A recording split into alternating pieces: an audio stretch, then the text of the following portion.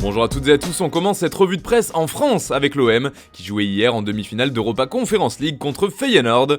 Malheureusement, les Phocéens n'ont pas réussi à l'emporter contre les Néerlandais, une défaite 3-2 pour Marseille. Mais malgré de grosses difficultés en défense, l'OM a eu le mérite de revenir au score et de se battre, comme l'explique l'équipe qui résume avec ce titre à double sens, encore en vie. La rencontre fait aussi les gros titres de la Provence où le ton est le même, toujours vivant, titre le journal local. A l'inverse, aux Pays-Bas, on a un regard un peu différent. En 1-2 AD, Feyenoord flirte avec la finale, selon le quotidien, qui place de grands espoirs pour le match retour qui se déroulera à Marseille. Et puis revenons rapidement en France avec le PSG qui se rend ce soir à Strasbourg, comme le rappelle le Parisien, pour le comble de la 35e journée de Ligue 1. Et alors que l'OM s'est incliné en terre batave, la Roma se rendait à Leicester dans l'autre demi de C3, et le club de la Louve est reparti d'Angleterre avec un match nul un partout, bien payé. Ce joli résultat fait d'ailleurs la une du Corriere dello Sport ce vendredi. Mou, ça peut se faire, affirme le canard italien, et effectivement on imagine que le Special One gardera espoir pour le match retour qui se déroulera à Rome. En couverture de Tuttosport, autre sujet mis en avant, on peut lire un entretien du président de la Juve, Andrea Agnelli. Pour lui, la Première Ligue achète tout. Il a également comparé le championnat anglais à la Super League à cause des revenus énormes qu'il dégage. Et en Angleterre justement, la presse revient sur le match des Foxes contre la Roma, mais aussi sur la rencontre entre West Ham et l'Eintracht Francfort. Un match remporté par les Allemands 2-1 et un coup de marteau sur la tête des Hammers, comme l'explique bien le Daily Mail. Ce résultat plutôt négatif pour le club anglais fait réagir outre-Manche comme en une des pages sport de The Guardian. Le journal lui aussi met en avant cette domination allemande et ce résultat décevant pour West Ham. A noter que l'autre demi d'Europa League a vu Leipzig s'imposer 1-0 contre les Glasgow Rangers.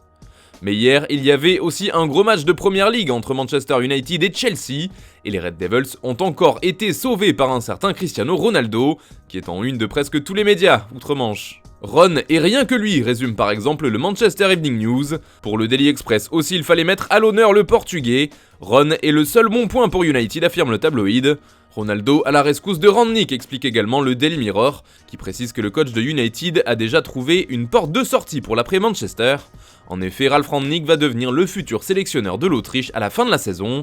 Et en parlant de coach justement, Jürgen Klopp va poursuivre l'aventure, lui, du côté de Liverpool. C'est officiel, l'entraîneur allemand est désormais lié aux Reds jusqu'en 2026.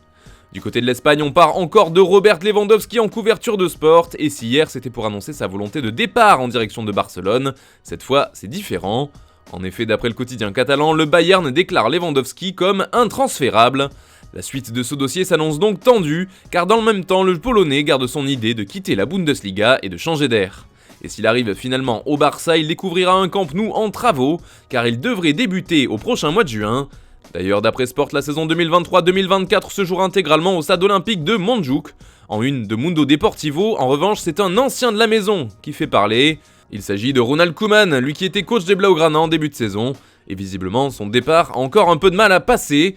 Je demande pour Xavi le même respect que je n'ai pas eu à envoyer le coach néerlandais. Car au-delà de jolis tacles à la direction du club catalan, Koeman s'en est également pris à son remplaçant et surtout à son bilan.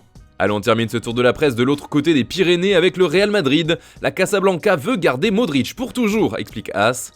Les dirigeants madrilènes et le Croate sont tombés d'accord pour continuer jusqu'en 2023 avec une année de plus en option. Mais surtout, ajoute le journal, quand Modric en aura fini avec sa carrière, le Real veut lui ouvrir les portes de la Maison Blanche pour qu'il rejoigne la structure sportive et donc qu'il reste à vie au club. Lui ne restera peut-être pas à vie à Madrid, mais il devrait au moins y signer cet été. C'est Antonio Rüdiger. Marca nous livre les détails de la signature du défenseur allemand, voici les chiffres. Il touchera environ 9 millions d'euros par saison et devrait obtenir une prime à la signature de 8 millions d'euros, vu que Rüdiger sera libre lors de son arrivée à Bernabéu. Voilà, c'est tout pour ce matin, bonne journée à tous, on se retrouve tout à l'heure pour le dernier JT de la semaine sur Foot Mercato.